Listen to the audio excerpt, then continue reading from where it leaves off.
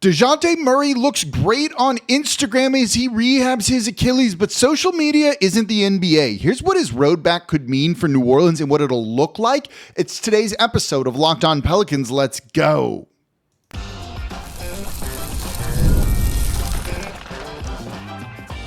You are Locked On Pelicans, your daily New Orleans Pelicans podcast, part of the Locked On Podcast Network, your team every day. Welcome to another edition of Locked On Pelicans, the daily podcast covering your favorite team, the New Orleans Pelicans and NBA, part of the Locked On Podcast Network, your team every day, available wherever you get your podcasts and available on YouTube. I'm your host, Pelicans Insider, credential member of the media, Jake Madison, at NOLA Jake on Twitter. Here with y'all on this, we're on Wednesday now here, and we are going to take a deep dive on Dejounte Murray, what his return could mean for New Orleans, what his return to play is going to look like, where he is in his rehab. He's posted some really good things on social media, but that's not exactly real life. Then we're going to give you an update on TJ Saint, the Birmingham Squadron head coach, leaving.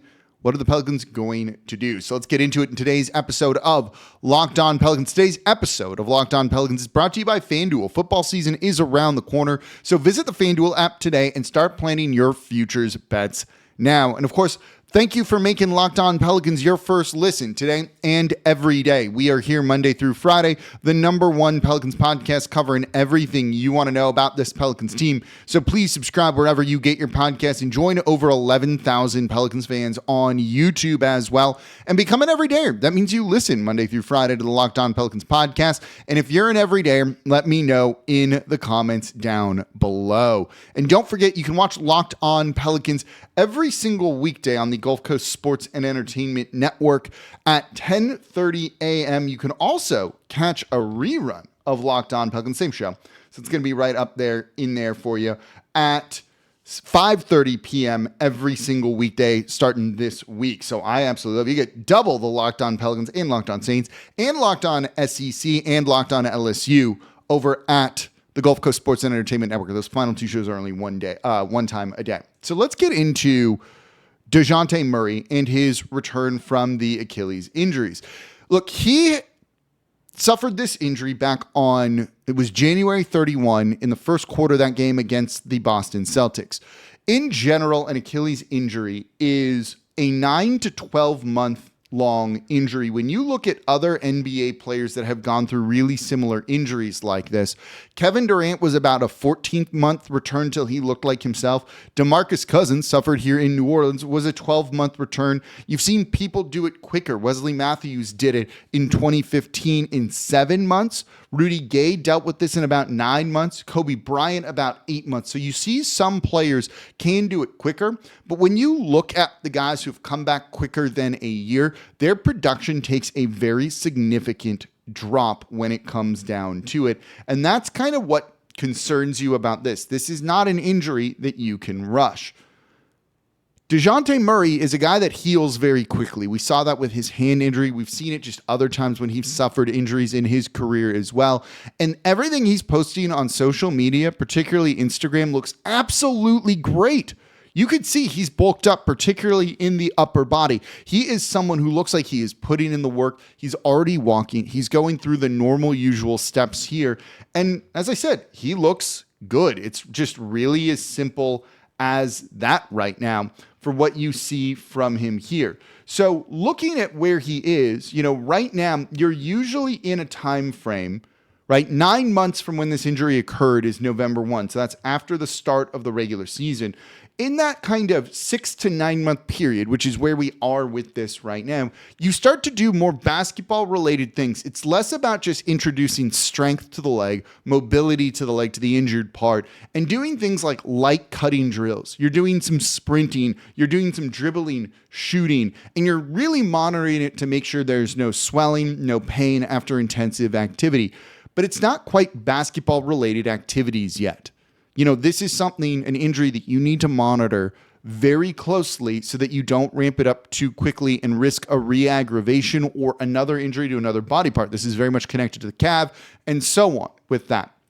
So he's still not really kind of in what you would call almost like a controlled practice environment and doing contact related drills.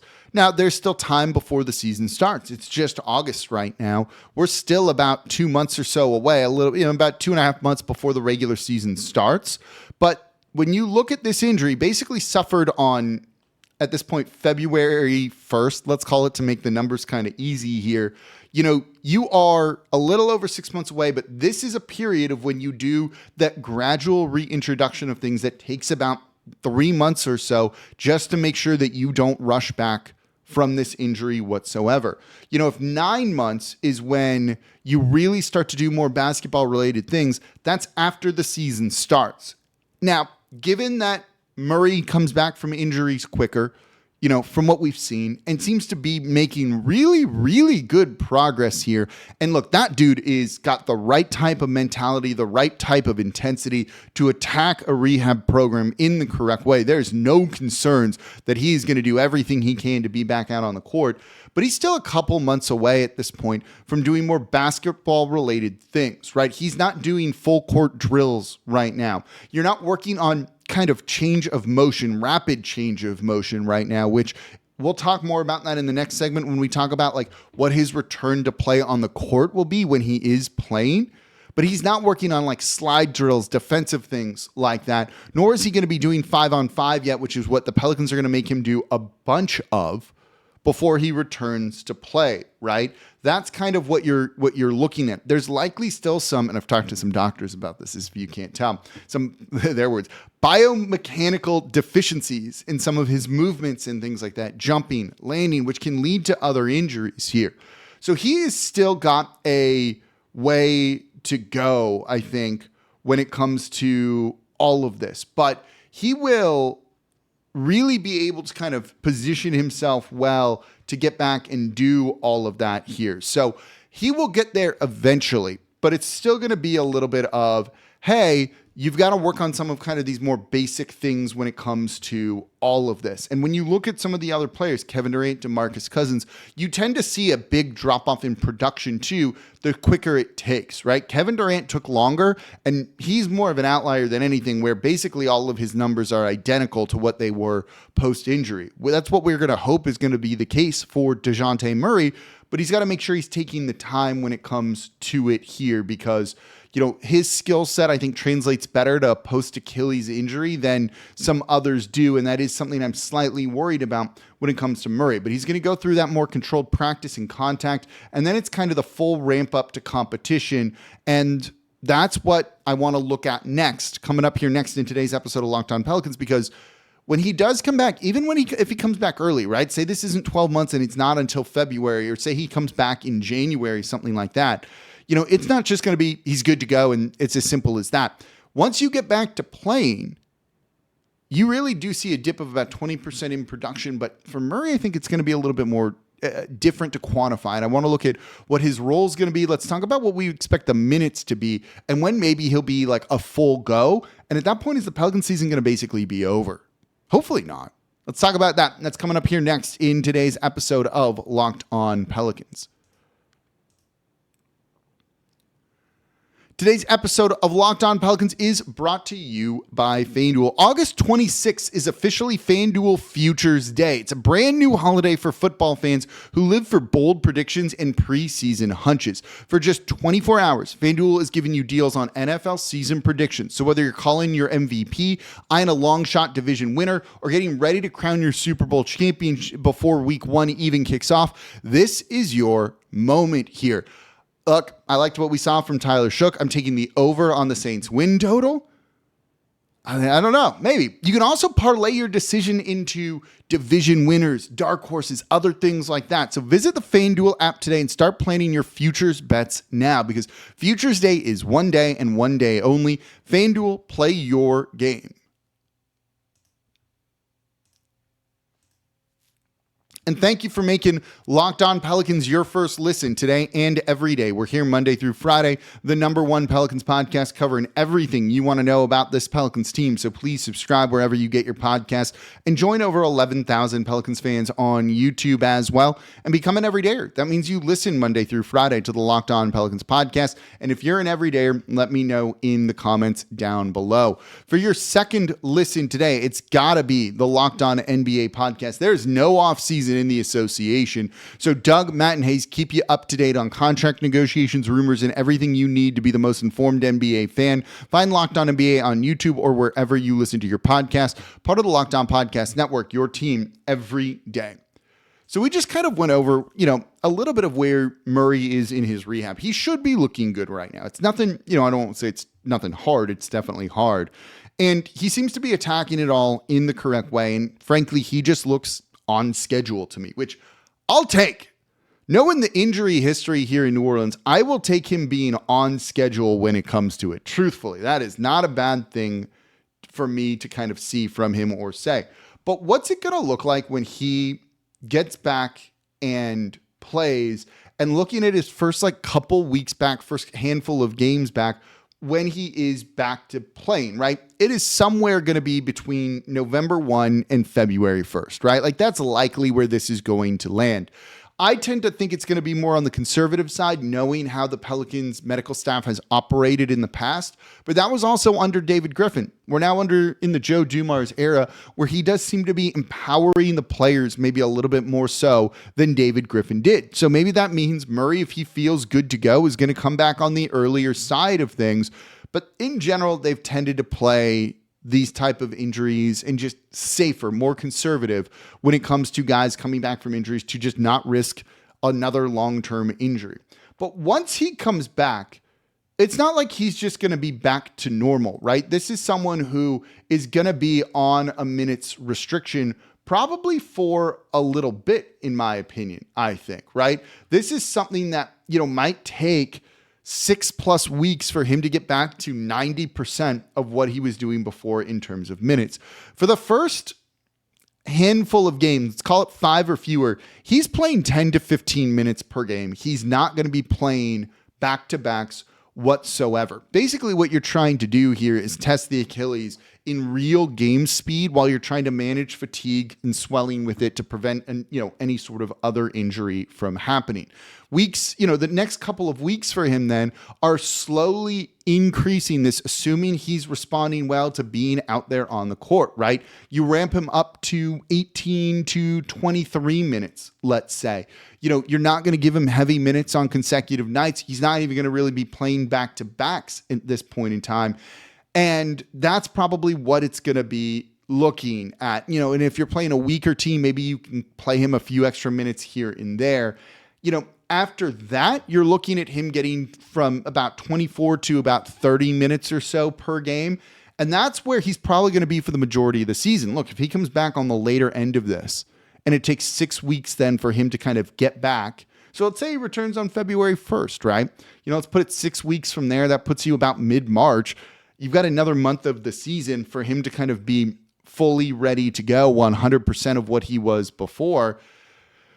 At that point, is there any, you're going to play him those kind of minutes because you want him to get those reps and really recover. But you can start to see that he's not going to maybe have the most impactful impact. Wow, I'm good at my job on the season when it comes to all of this. Because of that. But the other thing, beyond just the limited minutes as you kind of ramp him up to being able to play 30+ minutes, which is going to be 6+ weeks out when that sort of thing, right? And you can't have big sudden minute spikes. It's a gradual ramp up for all of that with a lot of, data behind it. They use force plates, which is something that kind of all NBA teams are using. It's in vogue right now, really to be able to kind of check the fatigue on the leg. And if that comes back even a little bit different, then yeah.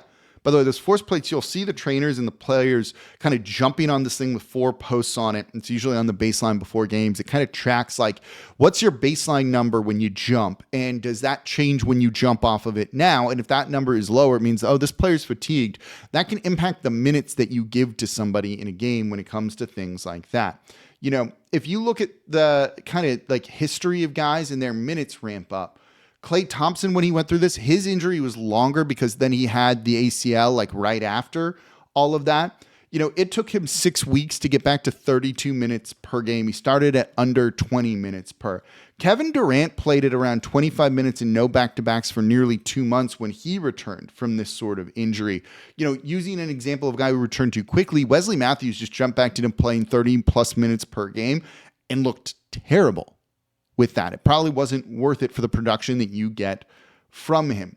So it's a slow and moderate ramp up when it comes to it. The other thing to think about is his role in these games and what they're going to ask him to do. And that's where we kind of start to measure impact beyond just the minutes that he's going to be playing, right? If he's playing 10 to 15 minutes, he's going to have a role with the reserves. You're kind of looking at him more just to kind of be the leader of a second unit and almost just like control the pace of the game. You're not going to be looking at him to have aggressive drives to the basket, something that he is known for doing. He's going to be more of a spot up three kind of player, maybe mid-range pull-ups, but not like aggressively driving to the basket, jumping with full force and worrying about landing or contact in those sorts of things. That's kind of what you're looking at there. As he starts to open it up a little bit more, maybe you get some more pick and roll and things like that. But this is not someone who's going to be the primary ball handler necessarily when he's out there, just because they're worried about physical limitations to him when it comes down to all of that. And I think, again, you can see him close some games, have a little slight bump in minutes if it's a kind of a more favorable matchup and maybe he's not being pushed as hard by a defender or something along those lines. We'll do a show about this team wanting to run in transition. Do you worry about him being able to run in transition and all of that? And I think there's definitely something to that. The area that I think it could impact him the most and this team the most is on the defensive side of the ball. He's been known as a good defender, though I think that reputation is changing just a little bit here in New Orleans, given everything because, given his time in Atlanta. But, they need another point of attack defender. You've got Herb Jones. You kind of want him smothering wings. You need someone to defend the point of attack. And New Orleans doesn't exactly have that. And while I've done a show on why their defense is going to be better than you think next year, and it actually has to do with their offense, and I'm probably going to do a show like that again soon, you could really use Murray to be just that defender. That guy that is kind of messing up the point of attack, forcing steals, just really disrupting an opponent's offense. I don't see that being the case for him when he comes back. We talked about right now, he's probably not doing quick change of direction movements and things. This is someone that's not going to necessarily be ready to do that in a game to begin with. And I don't know for sure. Maybe Murray's rehabbing so well that he can kind of do all of this. But when you look at him in terms of defensive stuff, you're going to put him off ball just to make his life easier and limit that kind of lateral side to side movement that you'd be worried could impact his Achilles or the kinetic chain that it's on in some capacity here. You're not going to see him going, with any sort of pressing defense, right? Or working on trapping players. It's going to be kind of not hiding him per se, but not using him as that kind of full aggressive defender that he can definitely be.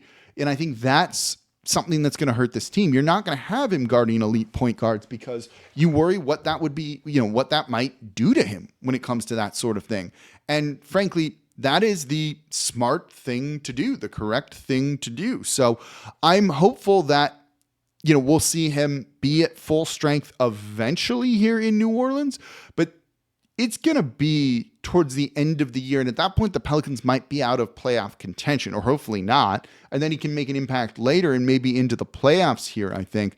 But when you really think about what his role is going to be when he's back playing, it is going to be limited because they're trying to bring him back gradually from, this injury, which is, of course, very significant and the type of thing that it could impact his career. But all of that said, look, Murray can be a special player at times, and we've seen the ability to have, an incredible healing factor and come back from injuries quicker. And, if he were to be at full strength, given that maybe the team doesn't want to rely on Jeremiah Fears just yet, having your point guard back who can also press the point of attack on the defensive side of the ball is something that's going to be massively important for him. What do you think? What do you think his return will be? Do you think he comes back on the earlier side, the later side? Let me know in the comments down below. So coming up next, We got some coaching changes and things like that. That's coming up here next in today's episode of Locked On Pelicans, the Birmingham Squadron. What's it going to mean for the bench next season for the New Orleans Pelicans as well as Birmingham? Let's break that down, and I'll tell you the news coming up next in today's episode of Locked On Pelicans.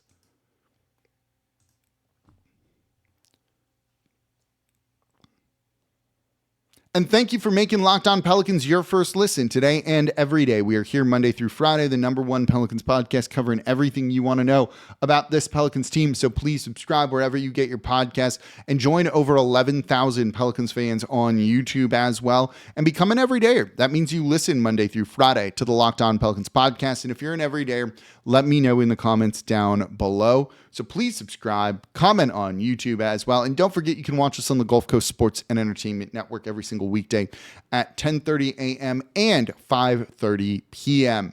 And for your second listen, it's Locked On Saints. Ross Jackson doing a review, looking at everything when it came to the first preseason game for the Saints and the Black and Gold.